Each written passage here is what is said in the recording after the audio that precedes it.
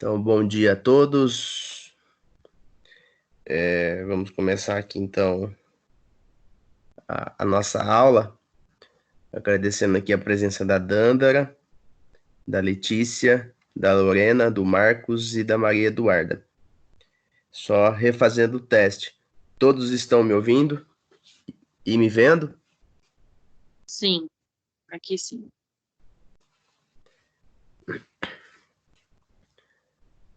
Beleza. Beleza, Marcos? Marcos está respondendo pelo WhatsApp, não está conseguindo acessar lá pelo microfone. Também seja bem-vindo, Benedito Antônio, também que acabou de ingressar, sejam bem-vindos também. A gente vai ter duas situações aqui para a gente esclarecer já de início, tá? Se você tiver qualquer dúvida durante a explicação, durante a passagem aqui da aula, você desativa o teu microfone e pode fazer a pergunta. A gente para, não tem problema nenhum, tá? E só para desativar o microfone, você passa o mouse aí, tem um sinal de ativar mudo, você desativa ele, o microfone fica aberto.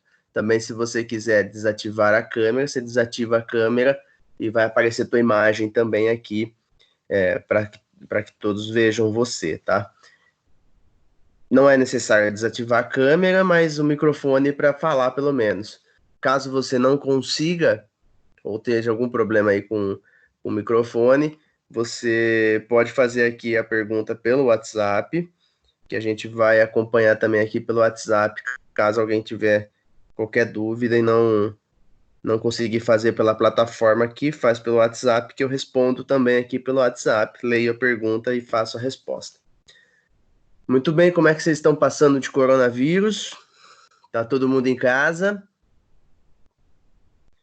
Em casa, sem sair pra rua direito. Tá que nem cachorro preso, né? Fica em casa. Nossa, abre o portão, sai correndo, né? Você abre o portão, sai correndo e come tudo que tem em casa também, né? Nossa senhora. É bom, eu tava falando com um amigo, bom que todo mundo tá engordando junto, né? Ninguém vai ser isolado no mundo. É.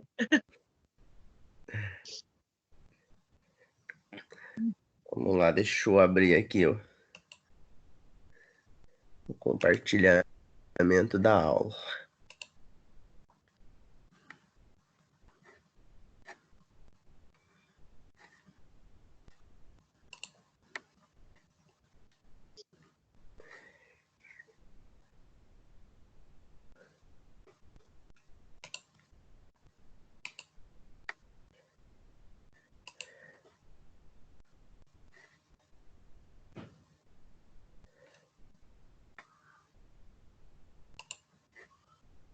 Por que não tá abrindo?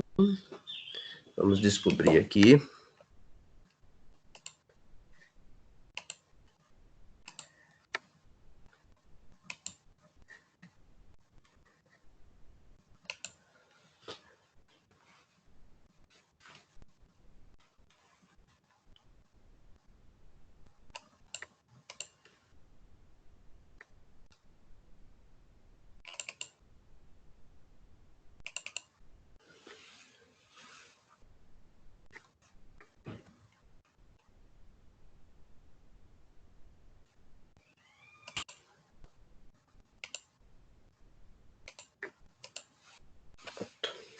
Todo mundo tá enxergando o material aqui? Sim. Sim?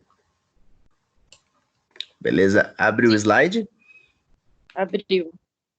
Tá conseguindo enxergar bem o slide? Tudo tranquilo? Posso começar? Pode. Pode sim. Beleza, vamos lá.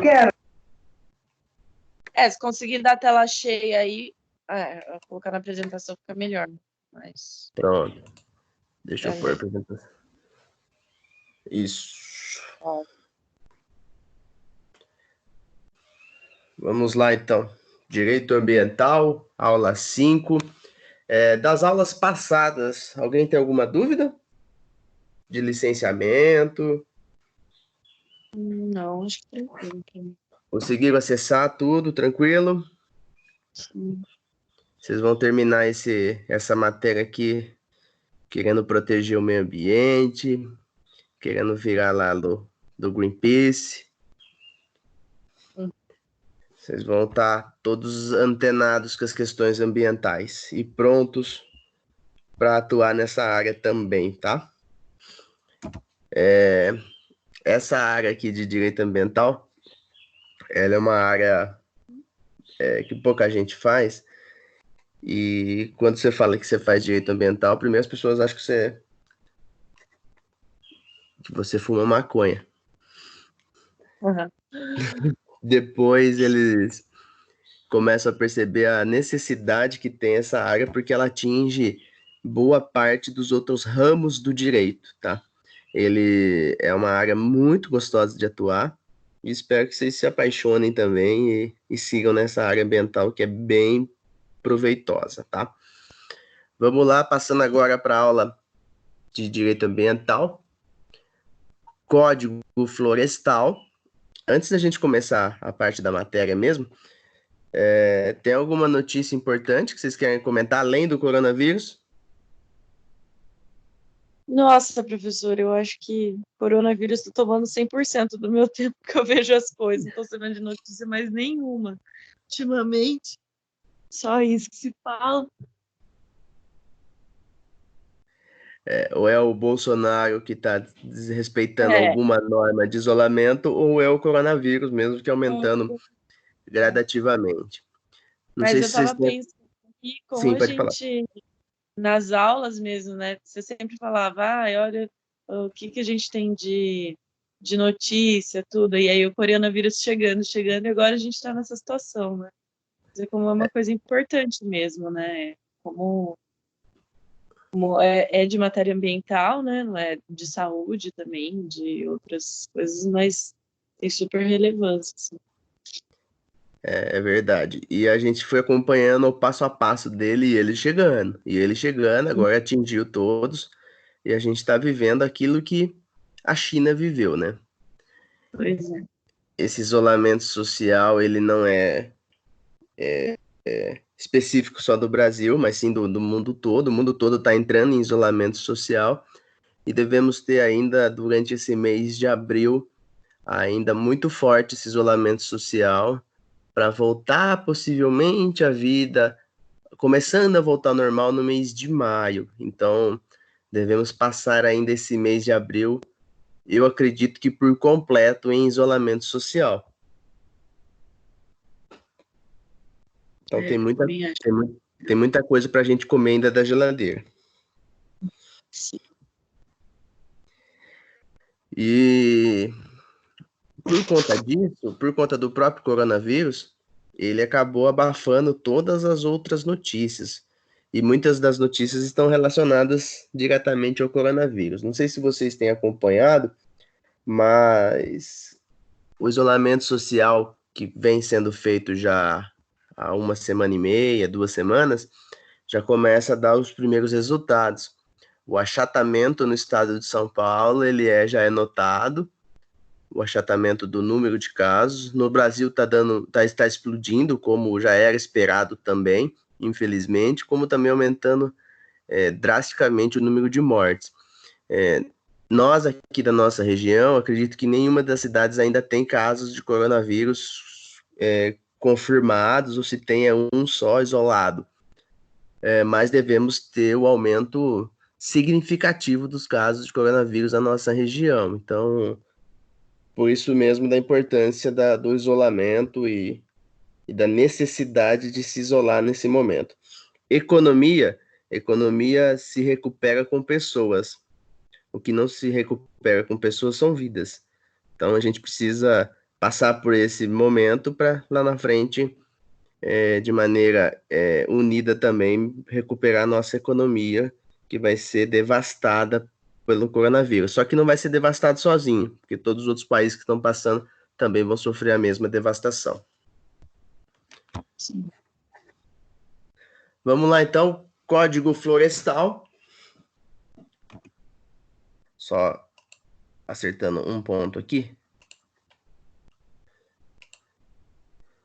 Beleza. Código Florestal. O Código Florestal possui extrema relevância no estudo do direito ambiental. E iremos conceituar nessa aula de hoje também, além do próprio Código Florestal, trazendo os primeiros conceitos do código, também áreas de APP e definir a situação de reserva legal e como ela funciona. O Código Florestal, ele tem muita relevância no nosso sistema jurídico, justamente por trazer regras muito específicas que são seguidas por outras áreas. Então, hoje no Brasil, se você vai fazer qualquer tipo de construção, qualquer tipo de intervenção, você precisa ter o Código Florestal embaixo do braço para que você não descumpra ele. E o que vem acontecendo? O Código Florestal ele foi instituído em 2012.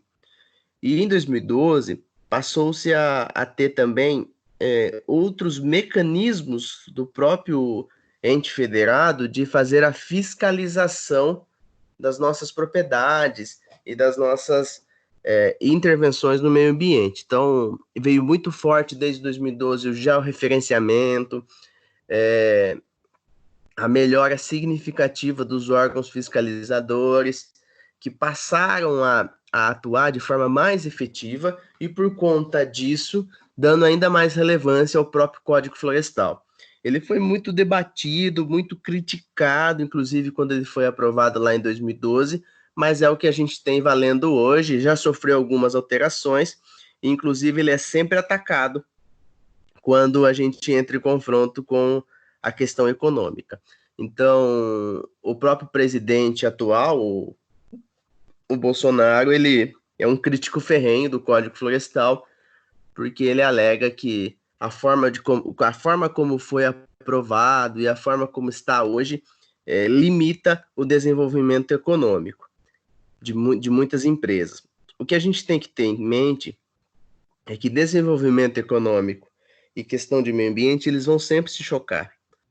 Por quê? Porque a criação do próprio capitalismo, ela parte de uma atuação do ser humano em buscar recursos naturais de forma desenfreada.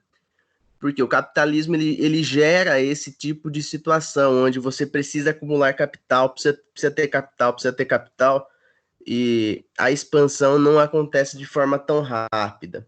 Então, quando você, para expandir,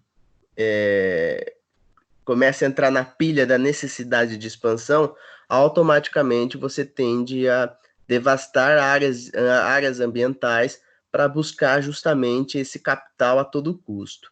Então, esse desenvolvimento equilibrado entre meio ambiente e técnicas de melhoria da produção, elas são fundamentais para que a gente não devaste tudo que a gente tem de meio ambiente. Por conta disso, inclusive, o próprio Código Florestal ele trouxe situações e conceitos para delimitar entre elas a reserva legal, a área de preservação permanente, para que tenha o um mínimo de proteção para as questões do meio ambiente e que garanta, com isso, um desenvolvimento econômico sustentável, que é o que se busca em todos os países desenvolvidos, é justamente ter esse equilíbrio. Então, o Código Florestal, ele trata-se de um dispositivo legal, tido até então como novo, apesar de já não ser tão novo, pois já vai fazer 8 anos, mas ele ainda na legislação, ele ainda é considerado novo, e ele revogou a Lei 4.771 lá de 65, o chamado antigo Código Florestal. A Lei 12.651 de 2012, no qual eu já convido vocês também para acessarem, se quiserem, pode abrir uma abinha separada aí e acessar a lei, vocês vão ver que ela já possui diversas intervenções já. Por quê? Porque o Código Florestal, justamente, ele vai sofrendo intervenções conforme a necessidade do desenvolvimento econômico. Isso é uma problemática no Brasil, que ao invés da gente criar legislações cada vez mais rígidas e mais fortes, a gente cria legislação onde o próprio Congresso, na mesma legislatura que aprovou o Código Florestal, aprova emendas e alterações depois do texto já aprovado. Infelizmente... Professor, Oi. uma pergunta. Sobre o código, o antigo código, né, florestal, e esse novo, qual que é a sua opinião, assim, você acha que das mudanças que teve? Porque eu escuto muita gente falar que, na verdade, na época, eu escutava muita gente criticando muito, falando que o código novo, ele trouxe muita, ele suprimiu muita coisa do código antigo, né? Mas tem essa questão também, o presidente, que nem você falou, que ele critica, que ele fala que o código veio e atrapalha meio que, o desenvolvimento econômico e tal. Então eu escuto muito as duas coisas, assim, eu não tenho uma opinião muito formada, assim. Ó, Você que trabalha na a área, minha assim, opinião, é, a minha opinião é o seguinte: o novo Código Penal, desculpa, o novo Código Ambiental, ele, ele veio fazer um choque de realidade do ideal e não levou muito em consideração a necessidade do país. Por isso que ele sofre tantas críticas. Mas esse modelo que foi criado, ele é um modelo ideal. Então, quando a gente trata de questão que é ideal para o país, qualquer alteração com o Fundo de Desenvolvimento Econômico ele precisa ser levado em consideração. Por quê? Porque outros países, principalmente países desenvolvidos como os Estados Unidos, ele cria códigos extremamente abertos, onde existe uma possibilidade muito grande de não cumpri-lo, e ele deixa diversas brechas justamente para que o desenvolvimento econômico avance. Só que a gente tem que entender que questão ambiental ela deve ser o norte de qualquer desenvolvimento econômico. E quando isso não acontece, a gente tem sérias consequências, talvez não agora, mas lá na frente. Eu acredito que esse código ambiental ele é o ideal. O que não pode acontecer é essa alteração em massa, porque todo remédio ele é amargo e ele precisa ser amargo para justamente a gente dar valor. Então, quando eu tenho esse código florestal que suprimiu diversas coisas do antigo código, que já era um Frankenstein, porque ele tinha diversas emendas e ele veio para organizar isso, eu acredito que o nosso novo código ele veio organizar as situações e garantir uma lei compatível com a necessidade do Brasil. Mas, infelizmente, nosso Congresso ele altera demasiadamente a legislação. Mas a gente tem um bom código florestal, desde que ele seja cumprido, né? então você acha que ele foi positivo com relação, as mudanças foram positivas com relação ao código antigo? Foi muito positivo. Tem uma questão que pega muito, que é a questão da anistia, né? Que eu acho que é propriedade até 85, 80, não sei direito do ano. Ele Receberam anistiou toda anistia. a anistia. Acho que isso foi uma das coisas bem criticadas, assim, desse código. Porque é o seguinte, ele puxou de um lado e soltou do outro. Então ele puxa rigorosamente as metragens, a proteção, principalmente de APP, só que aí ele garantiu anistia para todo mundo que é até 85. Então ele fala assim, mas peraí, você puxa de um lado e solta do outro, mas foi muito um lobby, viu? Grandes propriedades, grandes proprietários rurais que fizeram um lobby muito grande para conseguir essa anistia. Então, a gente tem algumas discrepâncias no código, mas eu acredito que ele é muito positivo hoje. Tanto é que ele garante situações que é bem difícil de serem mudadas, viu? Situações onde a legislação é muito rígida e deve ser rígida mesmo para que evite devastação em massa como vem ocorrendo. Eu atuo em alguns processos defendendo, inclusive, algumas situações de desrespeito ao Código Florestal, e a gente sabe a dificuldade que é nos meios judiciais conseguir reverter uma situação da lei, justamente para ela ser bastante rígida. Mas eu acredito que foi bastante positivo, sim. E a gente deveria ter mais legislações mais rígidas, como é o Código Florestal, porque se a gente devastar o nosso meio ambiente, que é a principal riqueza hoje do nosso país, e vamos ser referências no mundo por conta da proteção ambiental. se a gente conseguir travar essa devastação em massa que vem ocorrendo, né? Uhum. Beleza. Vamos lá. Então, no Código Florestal, ele dispõe diversos temas sobre a proteção da vegetação nativa em âmbito nacional. Ele visa estabelecer normas gerais sobre o tema, dentro da função que cabe à União, na competência legislativa concorrente. Então, lembram lá o que é competência legislativa concorrente? Quando um ente concorre com o outro na construção da legislação. Então, a União ela tem a competência dela, e foi por isso que ela criou o Código Florestal, alterando a antiga legislação que a gente tinha. Nosso doutrinador, que traz o livro-texto de vocês, afirma que o Código Florestal é norma geral realizada pela União e, como tal, padroniza conceitos, princípios e procedimentos que devem ser observados e especificados pelos demais entes federativos no exercício de sua competência ambiental. Então, lembram lá da pirâmide de Kelsen? O Código Florestal está numa lei no meio, infraconstitucional. Por conta disso, todas as outras legislações que regem sobre o assunto meio ambiente, elas devem estar em consonância com o Código Florestal. Por ser uma lei maior, por ser uma lei que vem da própria União nessa competência legislativa concorrente.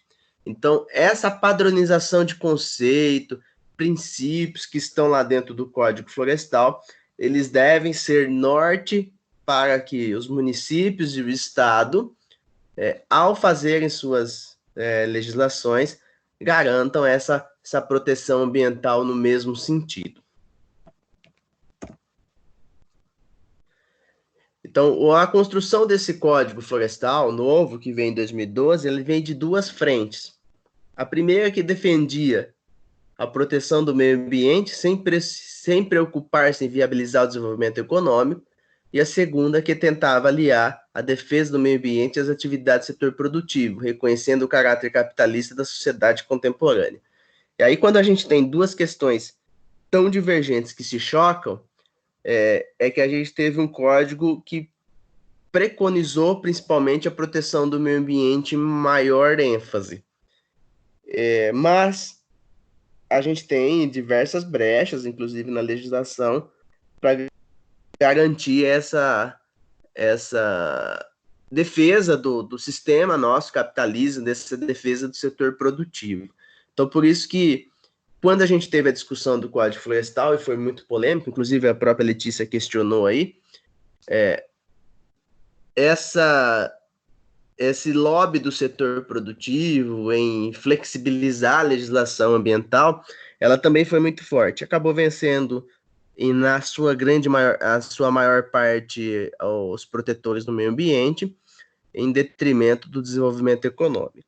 Então, o que surge com isso? Quando a gente tem uma legislação muito forte, como é o Código Florestal, e tão debatido com o setor produtivo precisa se reinventar.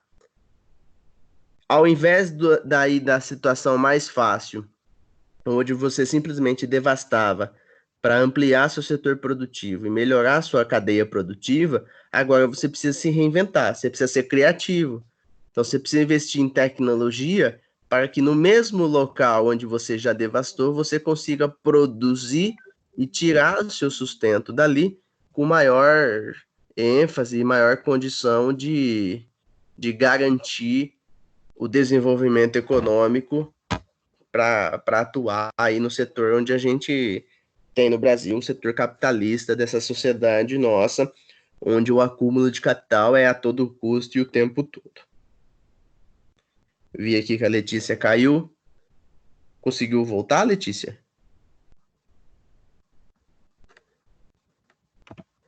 Tá, vamos aqui, a gente vai resgatando os alunos.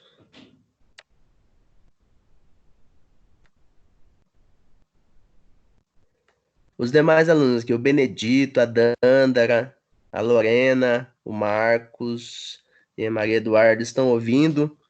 Estão tendo problema no decorrer da aula aqui? Tudo tranquilo? Tudo tranquilo. Beleza.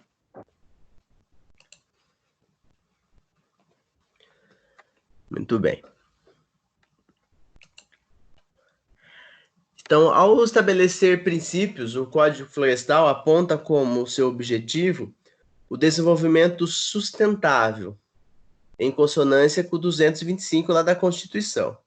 Então, também em harmonia com as disposições... desculpa, bati no slide errado aqui. Opa, aqui. Então, em harmonia com as disposições constitucionais, a lei em tela admite o uso de recursos naturais que se dispõe a regulamentar, mas com limitações necessárias à sua proteção, por meio da criação das áreas de proteção ambiental, como áreas de preservação permanente e reserva legal, que a gente vai ver daqui a pouquinho.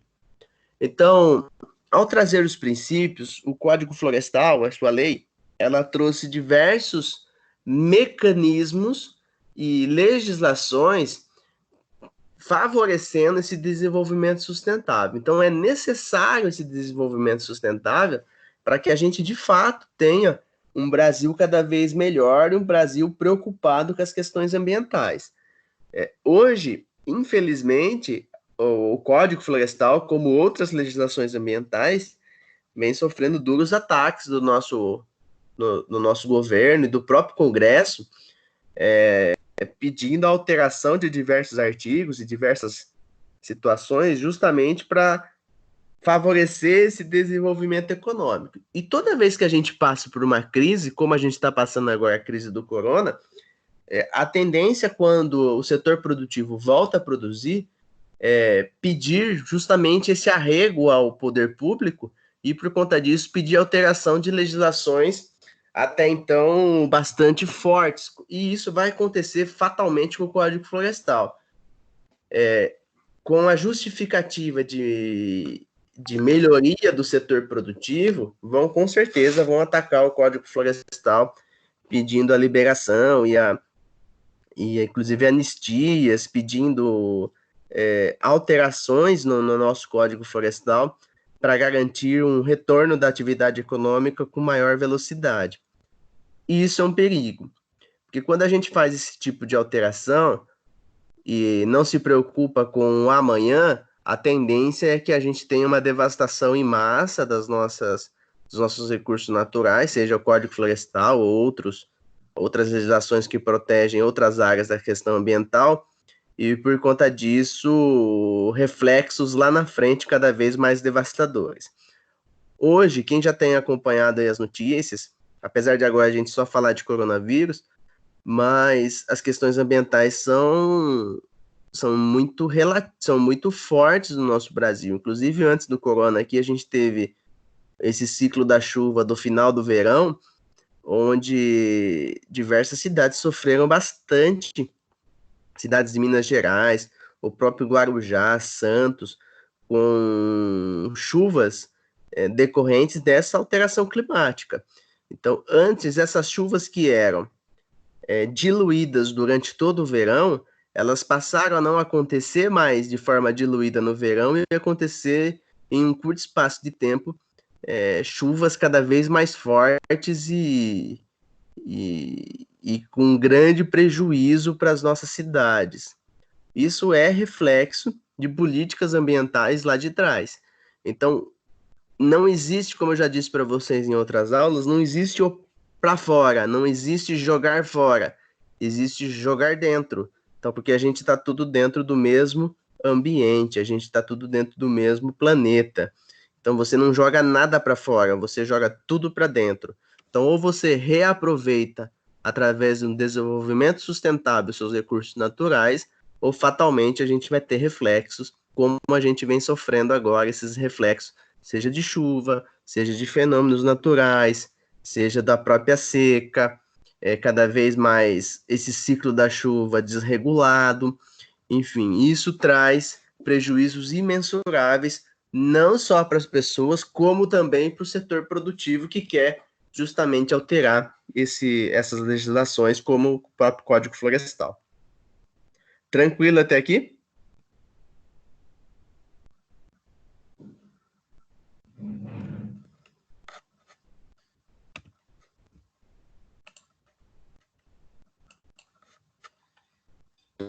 Todo mundo me ouvindo? Beleza.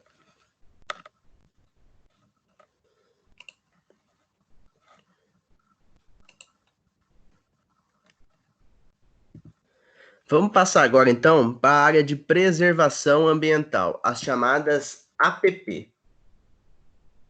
A Lei 12.651 de 2012, em seu inciso 2º, no artigo 3º, conceitua a área de preservação permanente, APP, como área protegida, coberta ou não por vegetação nativa, com a função ambiental de preservar os recursos hídricos, a paisagem, a estabilidade geológica e a biodiversidade, facilitar o fluxo gênico de fauna e flora, proteger o solo e assegurar o bem-estar das populações humanas.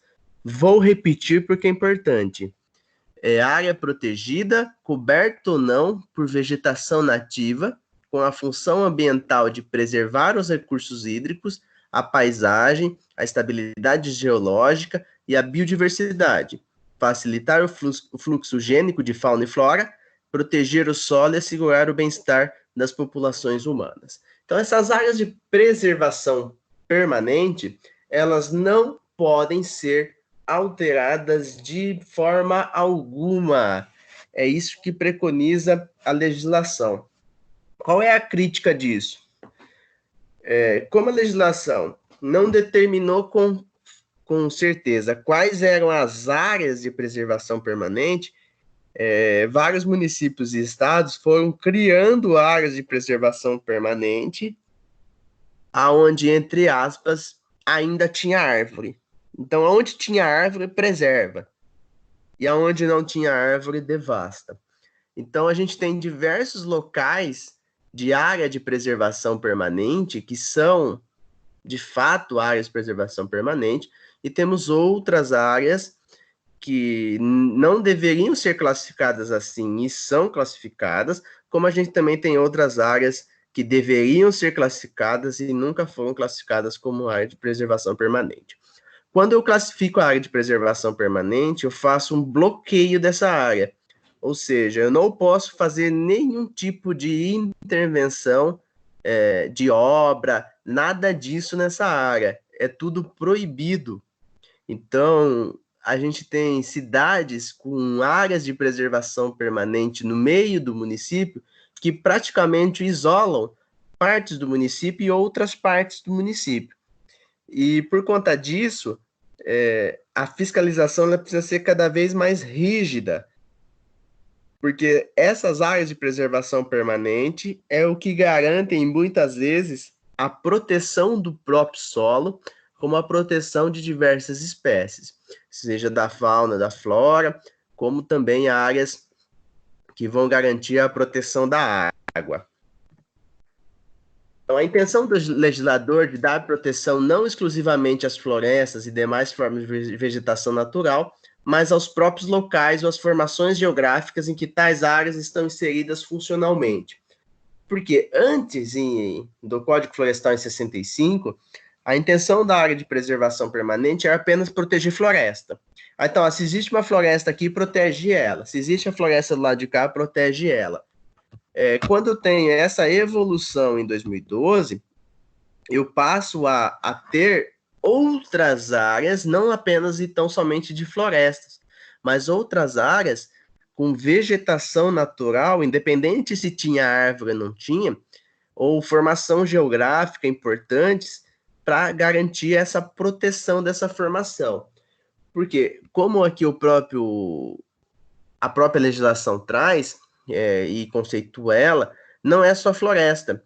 Ela também vai proteger recurso hídrico, paisagem, estabilidade geológica, biodiversidade, enfim, muito mais do que simplesmente uma árvore ou um conjunto de árvores que está ali presente. Então, ele tenta preservar também formações geográficas. Por que isso é importante? Porque algumas formações geográficas, como grandes depressões, grandes cânions, grandes vossorocas, elas são importantes à preservação para que justamente o desenvolvimento não chegue a essas áreas e cause transtorno mais para frente. Então, esses empreendimentos desordenados que tem principalmente nas grandes cidades é uma prova disso. Muitas vezes avança o empreendimento em áreas de preservação permanente, onde fatalmente numa chuva ou numa outra condição acabam sendo afetados diretamente por desmoronamentos, desabamentos e outras situações por conta dessa questão geográfica. Então, muito mais do que só proteger florestas, também teve essa visão de informações geográficas serem protegidas por conta dessas áreas de APP. Em 65, o código anterior, a gente tinha diversas medidas provisórias que foram sendo alteradas à legislação durante o tempo. Então, essa destacação que vem nesse novo código de definição de APP, na semelhança do texto hoje vigente, foi introduzida só em 2001. Então, de 65 até 2001, a gente tinha só proteção de florestas. A partir de 2001, que é muito parecido com o que a gente tem na legislação hoje do Código Florestal, a gente teve essa introdução muito parecida com a medida provisória que já existia para garantir essa proteção de áreas de proteção ambiental. Inclusive, trouxe definição já em 2001 de quais são as funções ecológicas e ambientais dessas áreas. Que até então, o entendimento era de que só precisava preservar a floresta. Quando eu começo a compreender e começo a entender a função ecológica e ambiental dessas áreas onde eu faço a proteção permanente, eu trago à tona e trago a situação para garantir essa proteção muito mais do que simplesmente uma floresta, mas sim uma grande área de preservação para que eu tenha um desenvolvimento de fato sustentável. Desta forma, o Código de 65 tinha ainda lacunas quanto à definição das metragens e outros parâmetros relativos à APP, que foram sendo supridas aqui por resoluções do CONAMA, e que também foram revogadas posteriormente, e agora o Código Florestal ele já traz com maior clareza quais são as áreas e as metragens que eu tenho de proteção de APP. Pessoal, tá tranquilo até aqui? Tranquilo por mim. Beleza. Dandara, Lorena, Benedito, Marcos, tranquilo? Tranquilo.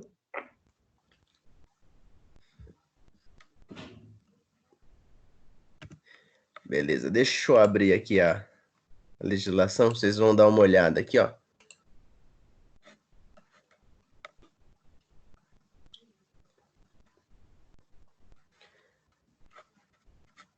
Ó, vou compartilhar com vocês a parte da legislação onde a gente fala sobre a área de preservação permanente, para vocês verem como ele é muito mais claro. Espera aí.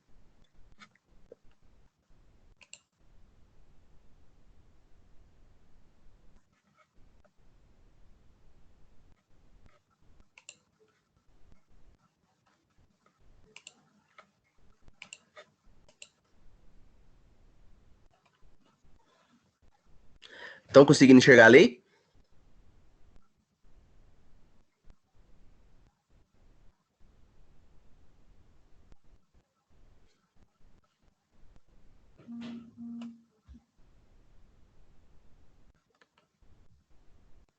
Então, ó, a legislação aqui, ó, de áreas de preservação permanente, é o artigo 4º. Então, ela considera as áreas de preservação permanente em zonas rurais e urbanas para efeito desta lei, as faixas marginais de qualquer curso d'água natural, perene, intermitente, excluídos efêmeros, desde a borda da calha, do leito regular, de largura mínima de. Então, ela traz 30 metros para curso d'água, 10 metros de largura. 50 metros para cursos d'água que tenham 10 a 50 metros de largura. 100 metros para cursos d'água que tenham de 50 a 200. Então, a gente traz com maior clareza quais são as metragens necessárias para que eu tenha essas áreas de preservação permanente. E por eu ter as áreas de preservação permanente, isso fatalmente me trava qualquer tipo de desenvolvimento nesse sentido. Então, eu não consigo construir, eu não consigo delimitar, eu não consigo fazer nenhum tipo de intervenção nessas áreas, justamente porque são áreas de preservação permanente. E vai permanecer por quanto tempo?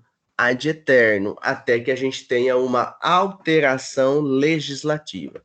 Então, se a gente não tiver essa alteração legislativa, a gente tem essa área de preservação permanente que deve ser cumprido e seguida à risca para que a gente garanta essa proteção do meio ambiente.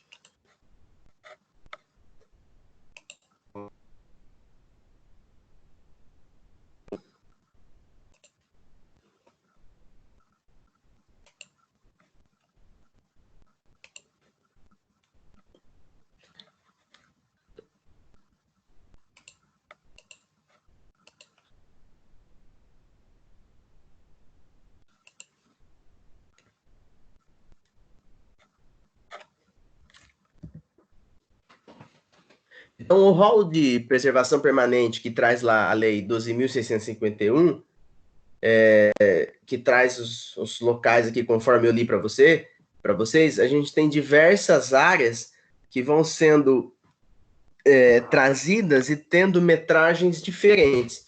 Então, como que eu atuo no caso concreto?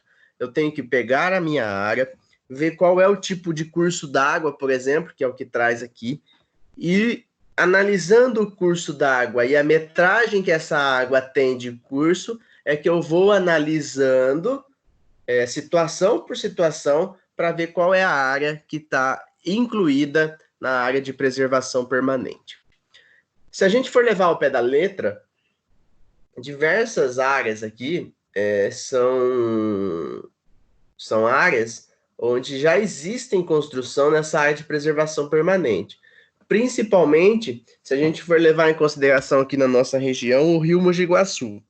O Rio Mogi Guaçu, ele se encaixa no curso de água aí, em alguns pontos até com 50, 60 metros de necessidade de áreas de preservação permanente.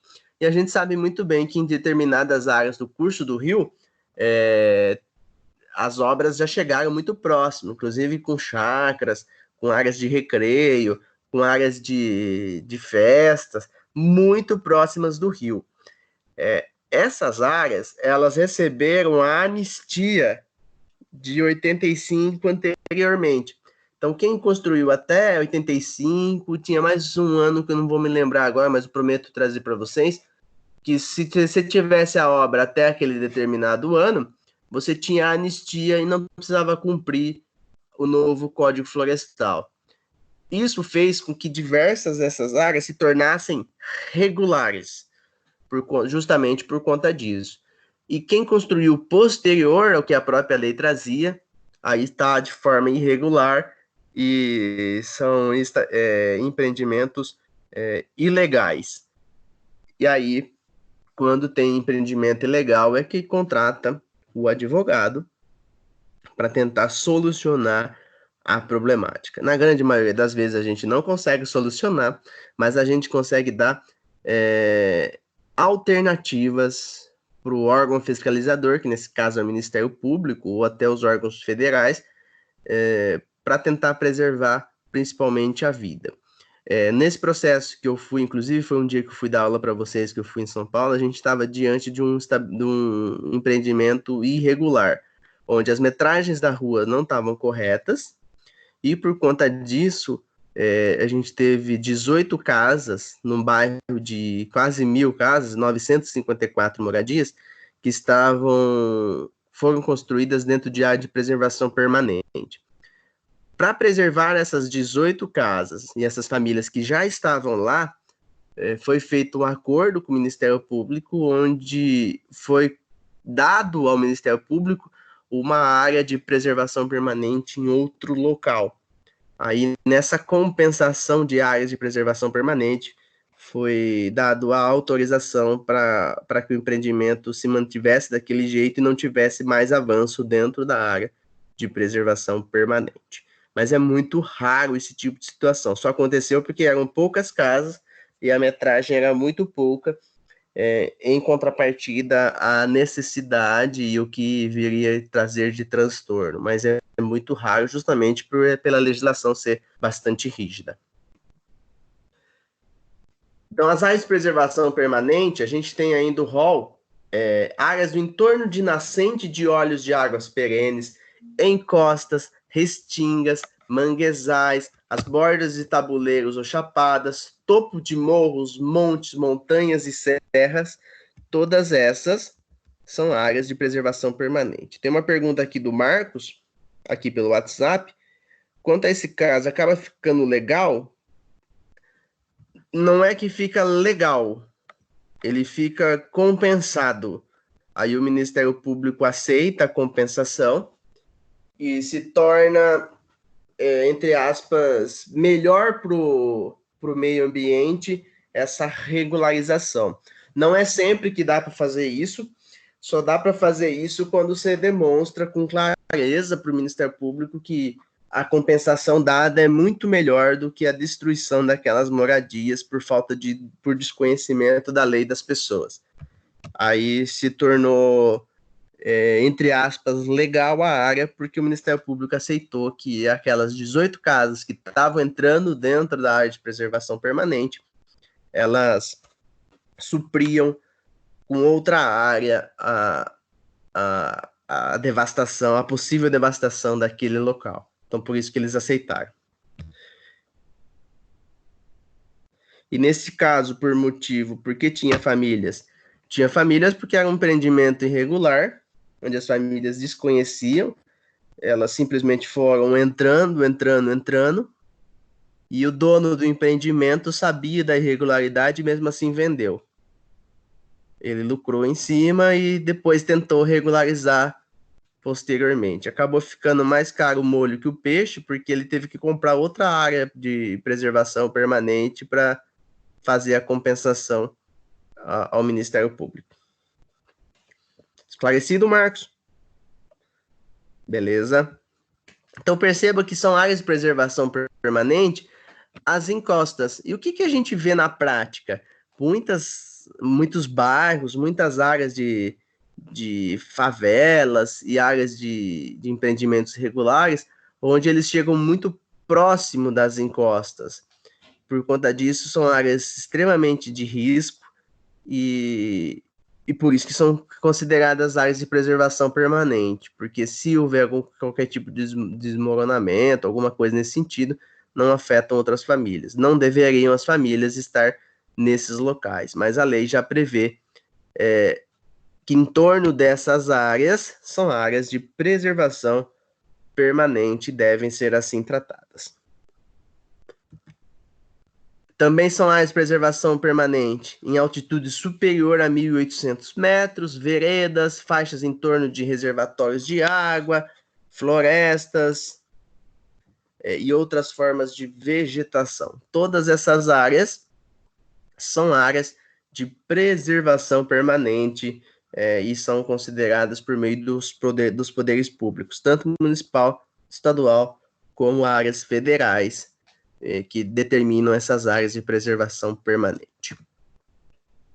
Para áreas de nascentes, dunas e restingas, o Código Florestal ressalva que somente poderá ser autorizada a intervenção em APP em caso de utilidade pública. Ainda para as restingas e manguezais, a lei autoriza a intervenção de forma excepcional para execução de obras habitacionais e de urbanização em casos de regularização fundiária de interesse social nas condições estabelecidas pelo artigo 8º.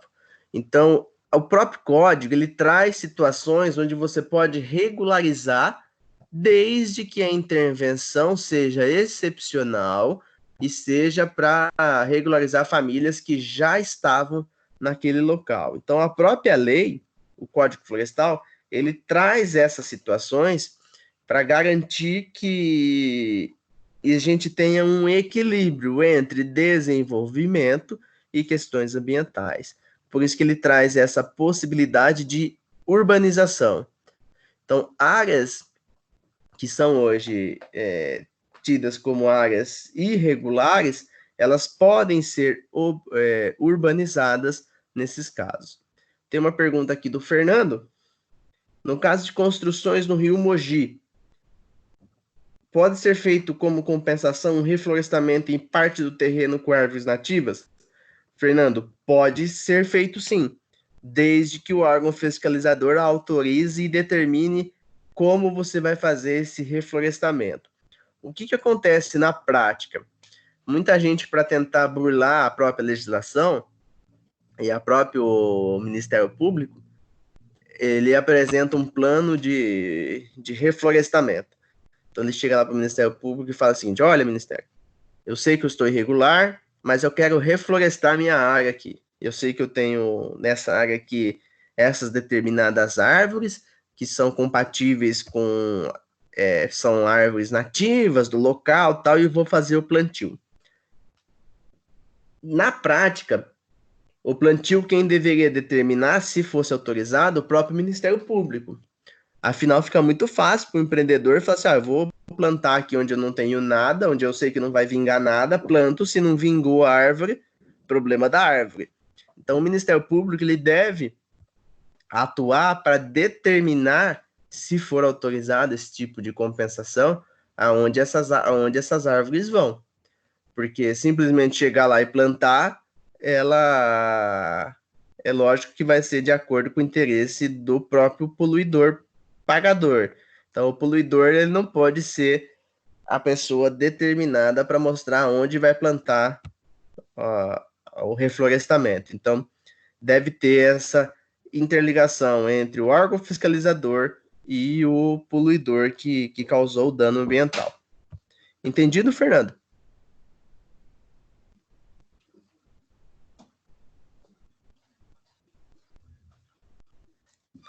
Beleza, vamos seguir então? Também em caráter excepcional, é admitida a intervenção em áreas de preservação permanente e dispensada a autorização do órgão ambiental competente para execução em APP, em caráter de urgência, de atividades de segurança nacional e obras de interesse da defesa civil, destinadas à prevenção e mitigação de acidentes em áreas urbanas. Por exemplo, a gente pega essas áreas que sofreram acidentes ambientais, como o próprio Brumadinho, ou até mesmo lá no Guarujá, em Santos, onde a gente teve essas enchentes que ocasionaram muitas mortes. Então, se o poder público necessitar da intervenção nesse local para evitar novos deslizamentos, evitar novas situações que coloquem em risco mais pessoas, aí é autorizado essas obras. Isso acontece também, quem aqui já foi para a praia, seja litoral norte, principalmente o litoral norte que está passando por uma grande obra lá na rodovia que chega até lá o Caraguatatuba, Ubatuba, onde a gente tem diversas obras acontecendo lá na serra que desce do mar. Aquele tipo de obra são obras para evitar, entre outras coisas, novos acidentes em áreas urbanas.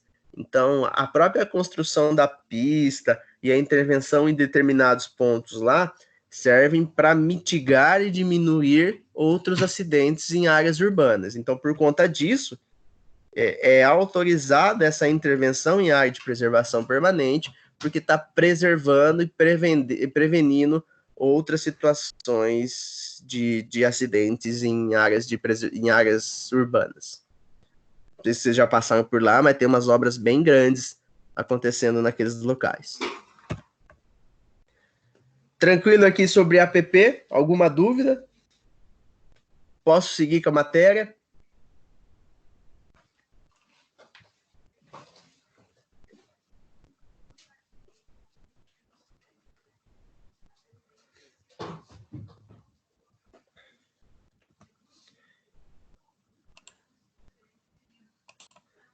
Benedito, Dândara, Fernando, Letícia, Lorena, Marcelo, também seja bem-vindo, Marcelo. Maria Eduarda, todo mundo tranquilo? Posso seguir com a matéria? Tranquilo, aqui pode seguir.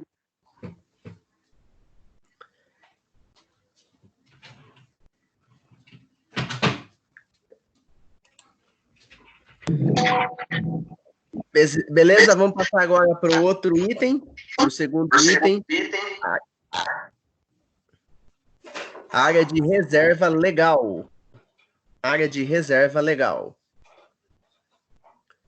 Segundo o artigo 12 da Lei 12.651 de 2012, em regra, a reserva legal deve corresponder à área com cobertura de vegetação nativa. É de observância obrigatória nos imóveis rurais, no percentual mínimo em relação às áreas do imóvel. Então, se eu tiver lá na área de Amazônia legal, área de floresta, 80%, cerrado, 35%, Campos Gerais, 20%, e demais regiões, 20%. Então, eu tenho que ter esse mínimo de reserva legal dentro da minha propriedade. Então, eu preciso... Desculpa, eu saí aqui do slide. Eu preciso ter essa porcentagem mínima de preservação da minha área, de preservação ambiental. Então, esse tipo de situação, ela trouxe pela própria legislação e deve corresponder a uma área de vegetação nativa, ou seja, eu não posso plantar qualquer coisa lá, eu não posso ocupar a área com árvores que não são relativas àquela área. Então, eu tenho que manter essa vegetação correspondente àquela determinada área. Então, se eu estou lá na Amazônia, por exemplo, eu tenho que ter árvores amazônicas. Se eu estou aqui na área de floresta tropical, eu tenho que ter árvores típicas de floresta tropical.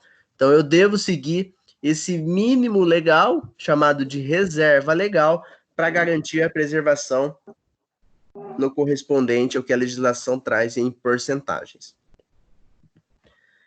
Então, a localização da reserva legal não é escolha do proprietário e deve ser definida pelo órgão ambiental para o melhor atendimento de sua função, com base em estudos e critérios exigidos pelo Código Florestal.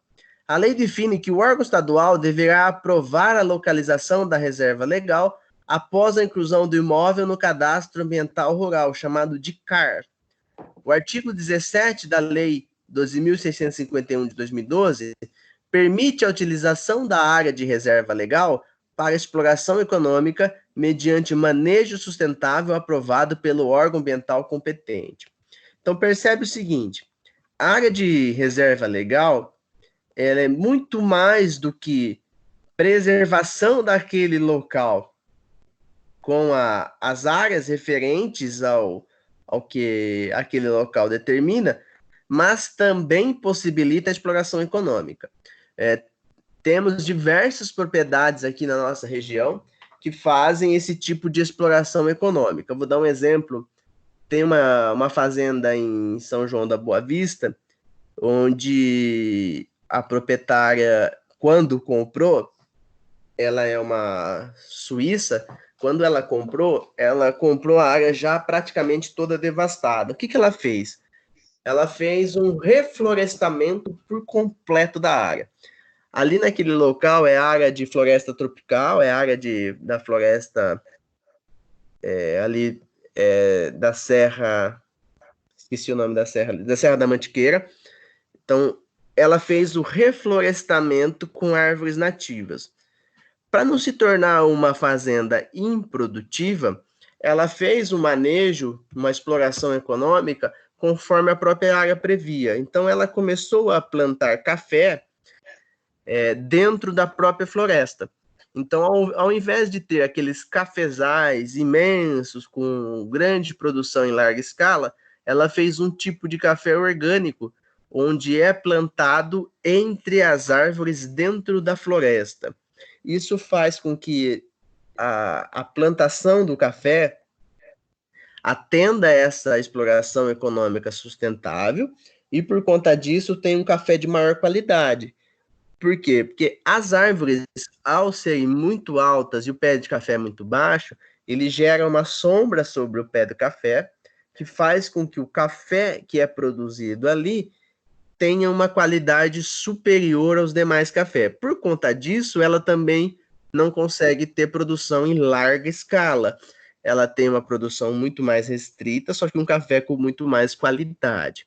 Então, essa exploração econômica dessas áreas de reserva legal é possível e é o que pede justamente a lei, para que você explore economicamente o local mediante um manejo sustentável, desde que seja aprovado lá pelo órgão ambiental competente. Então, são maneiras criativas e específicas que o próprio produtor ali encontra para que, mesmo na área de reserva legal, eu consiga ter proveito econômico disso. Tem outras fazendas que fazem nessa área de preservação, essa área de reserva legal,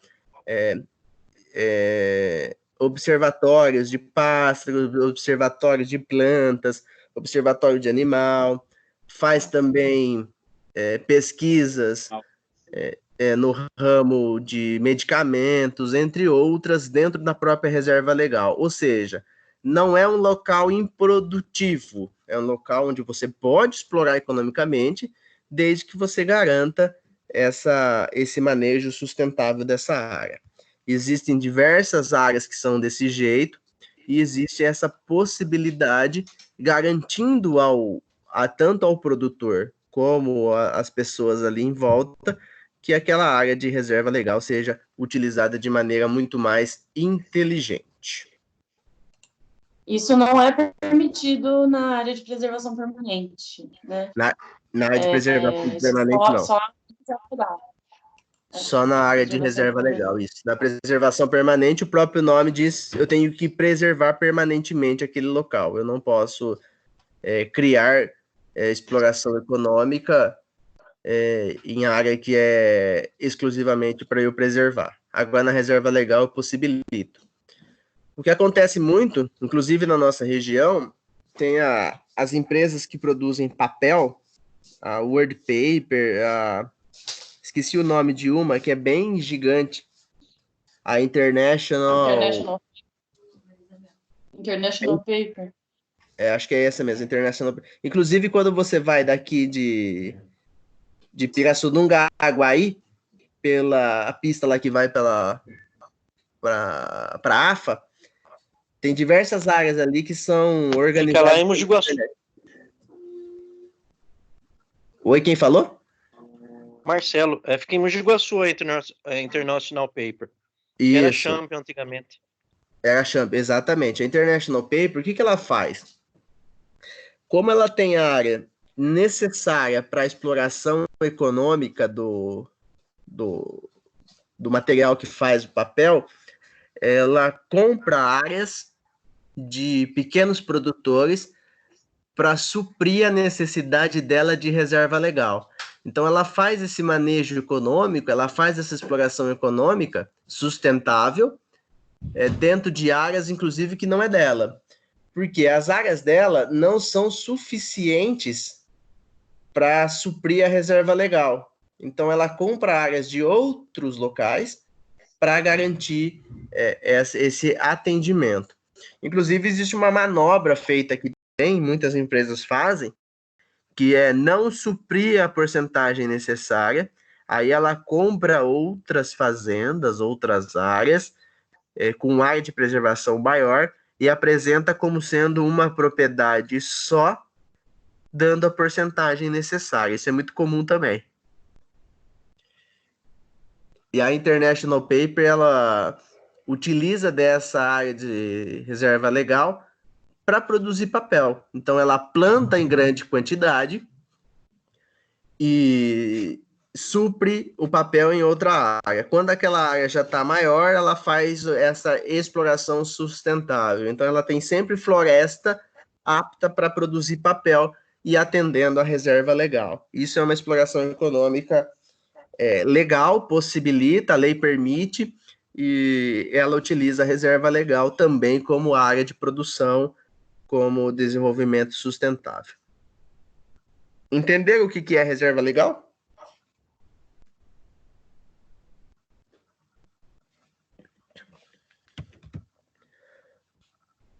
Professor, eu tenho ainda dúvida com relação à reserva legal, porque eu já cheguei atrasado para a aula.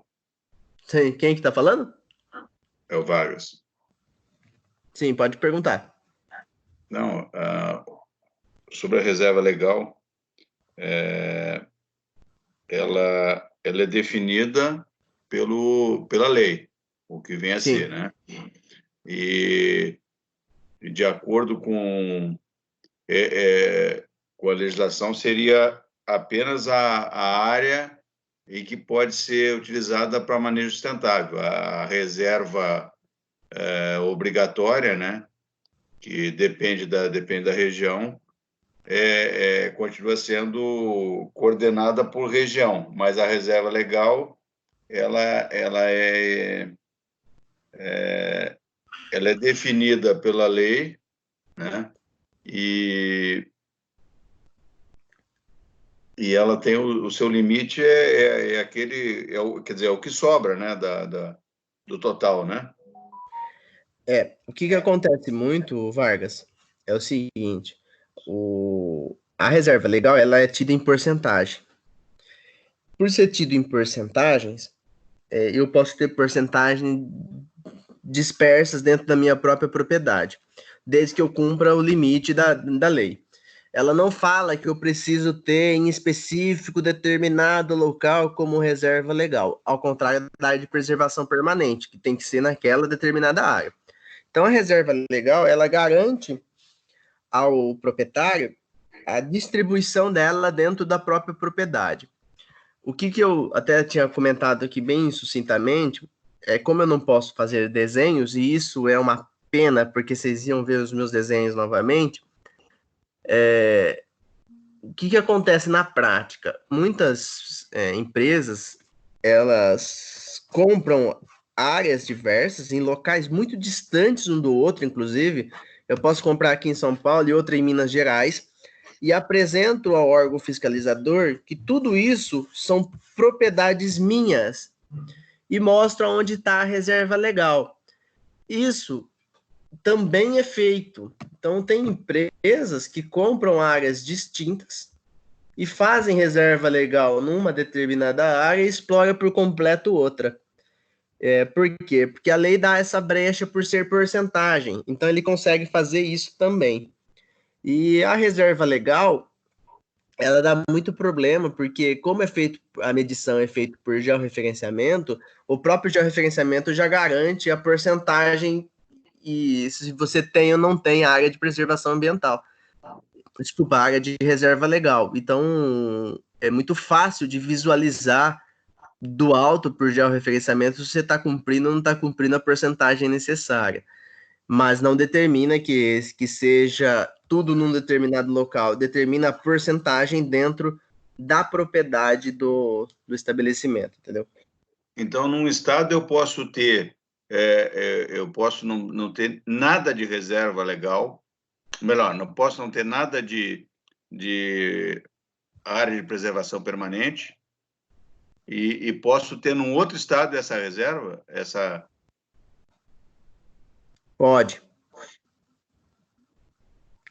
Posso então, ter. Posso ter 100% de aproveitamento num determinado estado da federação e posso ter na Amazônia uma área, né, imensa, só de floresta, e tudo bem. Isso, desde que eu tenha a compensação e o órgão ambiental aprova. E existe casos assim, viu? Não, eu sei que existe, por isso que eu estou perguntando, porque eu queria saber qual é a exceção.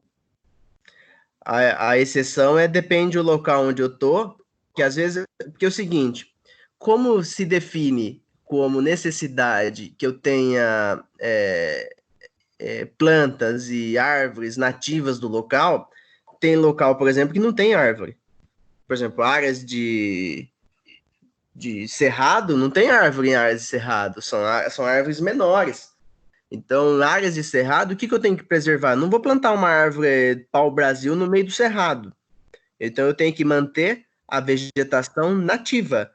Então, às vezes você encontra áreas que falam assim, nossa, aqui, ó, devastaram tudo. Não é, às vezes são áreas que são daquele jeito mesmo. São áreas de cerrado, são áreas sem árvores. Então, a vegetação nativa ela é muito relativa. Então, não fica apenas visualizando florestas, mas sim vegetação nativa. Então, eu vou ter áreas que vegetação nativa não são florestas, mas são pastos, que eu devo preservar também. Só trazendo uma observação aqui do aluno Fernando, o eucalipto acaba com a água do solo no local, seca até lagoas. Já ouvi dizer pessoas ligadas ao assunto. Plantam-se árvores, mas acabam com o solo. Não bem um reflorestamento. Exatamente, Fernando. O eucalipto, para subir a cada, se não me engano, a cada 1 metro que ele sobe, ele consome milhões de litros de água. Então, ele praticamente ele seca tudo que está em volta dele. Inclusive, o eucalipto é muito utilizado em áreas onde tem muita enchente. O ideal é plantar eucalipto em volta para preservar essas enchentes. Então, o órgão ambiental competente, ao aprovar esse manejo sustentável, aonde vai ser plantado e como vai ser feita a reserva legal, ele deve se atentar para que árvores não sejam plantadas sem serem árvores nativas do local, como acontece com o eucalipto. Muita gente planta eucalipto buscando reflorestamento, quando na verdade você não está reflorestando nada, você está muito mais degradando o solo e os outros recursos naturais do que fazendo reflorestamento.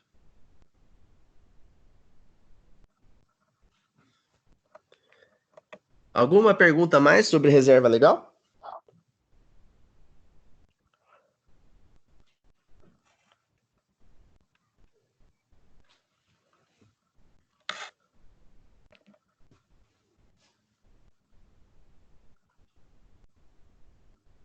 Nada mais? Vamos lá. Pessoal, eu vou soltar um trabalho aqui para vocês. Tá? Vou soltar um trabalho aqui para vocês que vocês vão entregar para mim para contabilizar 600 pontos que faltam da matéria de vocês. Deixa eu estipular a data aqui. Eu vou aplicar depois o slide lá Professor, quanto que valeu o primeiro trabalho? 400. Ah, tá ok. Obrigado. Ó, para ser entregue, hoje é dia 31. Vou dar o prazo até dia 10 de abril. 10 de abril vai ser o prazo para vocês entregarem esse segundo trabalho bimestral, tá? O que vai ser o trabalho? Eu vou trazer certinho as regras no slide para vocês lá, que eu vou disponibilizar no AVA, mas já vou adiantar para vocês a temática. Vocês vão encontrar áreas de preservação permanente aí na cidade de vocês e vão trazer informações sobre essa área de preservação permanente. Qual é a área, qual é a metragem que tem, como que foi estipulada essa área de preservação permanente, se existe legislação que garante a proteção dela, o que existe sobre ela. Onde que você vai encontrar essas informações? Sites da Câmara Municipal do município, no Departamento de Meio Ambiente do município, que vão trazer essas informações com mais precisão para vocês. Então, vocês têm até o dia 10 de abril. Não precisa ser muito papel, nada disso. Eu preciso só as informações básicas, se existe legislação que protege, o que protege, o que definiu ali como área de preservação permanente. Vocês vão ter imensas áreas aí no município de vocês, que são áreas de preservação permanente, protegidas por leis, por diversas leis municipais. Então, escolha uma delas e faz uma pesquisa trazendo a fundamentação, o que tem nessa área, que a própria lei já traz para vocês. Mas eu vou colocar certinho as regras lá no slide, na aula de hoje, que eu vou disponibilizar o que foi feito aqui, que está sendo gravado, vou disponibilizar com link para vocês no AVA, como também vou disponibilizar esse arquivo em PowerPoint para vocês visualizarem lá. Tá ok? Não tá ok, não. Tá tudo certo? Porque tá ok, quem fala tá ok é outra pessoa. Acho que precisa colocar um pouco mais para frente aí, que tá tudo fechado por aqui, hein? Prefeitura, Câmara Municipal. Não, mas dá para achar pelo site, viu? Maravilha, então. Site da Câmara Municipal da sua município, você vai achar áreas de preservação permanente lá. A gente vai conversando aqui, né, o pessoal que é aqui de Pirassununga, se quiser ir conversando, tem muitas áreas de preservação aqui, né, inclusive de proteção da bacia do De descaracterizador. Mogi Guaçu. Não, é porque tem áreas aqui que são de captação de água, né? Então, essas áreas são áreas de preservação muito... que o pessoal tem muito cuidado. Inclusive, nós temos áreas de preservação dentro da cidade, né? E que, pelo fato de ser área de preservação, quando chove muito, a gente tem problema, inclusive, de alagamentos aqui, porque tu não pode atuar né, de forma a conter determinadas situações aqui em função de ser uma área que você não pode fazer nenhum tipo de obra, né? Então, com isso, realmente fica bem difícil de se conter. Principalmente, por exemplo, tem uma vicinal aqui, tem um anel viário, é uma área que é muito exposta em função disso aí. Você tem um córrego ali, que é o córrego do Andrezinho, e esse aí, quando tu tem chuvas muito torrenciais aqui, tu tem um problema muito sério de alagamento de uma área ali. E alaga praticamente a parte baixa da cidade, o alagamento é bem difícil de conter, né, de escoar, né? Conter, tu não consegue conter, mas o escoamento é muito lento. Depois a gente vai conversando aí, Marcos, em Sim. relação a isso. Inclusive, o próprio Toninho, o Benedito, se não me engano, ele trabalha aqui nas turmas de vocês, ele está inclusive online aqui, deve estar acompanhando. Ele trabalha, acho que na Defesa Civil, acho que é de Pirassununga. Inclusive, ele conhece muitas áreas aí de área de preservação permanente também. O trabalho vai ser em dupla, igual o outro. Eu vou pedir, inclusive, se for possível, para vocês manterem a mesma dupla, fica mais fácil de soltar as notas aqui. E aí vocês pesquisem uma das áreas de preservação permanente para vocês apresentarem até o dia 10 de abril, trazendo as principais informações dessa área, por que ela é área de preservação permanente, o que ela tem em específico para ser área de preservação permanente. Combinado, pessoal? Combinado, senhor. O senhor vai soltar quando o trabalho? Quando é que... Hoje já vou soltar hoje no AVA lá as regrinhas do trabalho, e aí vocês entregam até o dia 10 de abril. Tá ok, então. Muito obrigado. Muito bem, pessoal. Então eu encerro a aula por aqui. Eu consegui passar todo o conteúdo para vocês. Isso, ó, o Toninho até me respondeu aqui, da Defesa Civil, né? Inclusive deve conhecer outras áreas aí de preservação ambiental, se vocês tiverem alguma dúvida. Inclusive o Toninho está no grupo aqui de Direito Ambiental amanhã. Acho que todo mundo que está aqui hoje está no grupo do WhatsApp. Tá, sim. Eu tô, pelo menos. Eu acho que estamos agora. Então, nesse grupo aqui, vocês podem discutir aqui, inclusive, vocês fiquem à vontade. E precisar de alguma intervenção, vocês me chamam aqui que eu passo para vocês, tá bom? Então, eu encerro por aqui a aula. Agradeço a participação de vocês, do Benedito, da Dândara, do Fernando, da Letícia, da Lorena, do Marcelo, do Marcos, da Maria Eduarda, do Vargas. Eu acho que não sei se tem mais alguém que entrou e acabou não conseguindo continuar aqui, mas vai ficar registrado na gravação. Agradeço a participação de vocês. A gente volta semana que vem, novamente com a aula. Lembrando que hoje eu solto... Você vai colocar o link. Oi, Letícia, repete. Desculpa, Não, pode falar. Te cortei aqui. Essa aula vai ficar com o link, para quem não conseguiu ver, vai estar disponível no aula? Como é que funciona? Eu tô fazendo o processo ainda de gravação e tô tentando colocar no YouTube para disponibilizar o link para vocês. Que no meu caso, eu cheguei meio atrasado para a aula. Acordou tarde, né, Vargas? Oi? Acordou tarde, né? Eu estava... Na verdade, eu não vou entrar em detalhes, professor, mas outra hora de conversa, particularmente, né? Me poupe dos detalhes. Tem roupa na corda, né? Então, vamos... Ô, Vargas. Ô, Vargas. Oi, eu tô levando muito a Você sério. é Uber agora, né?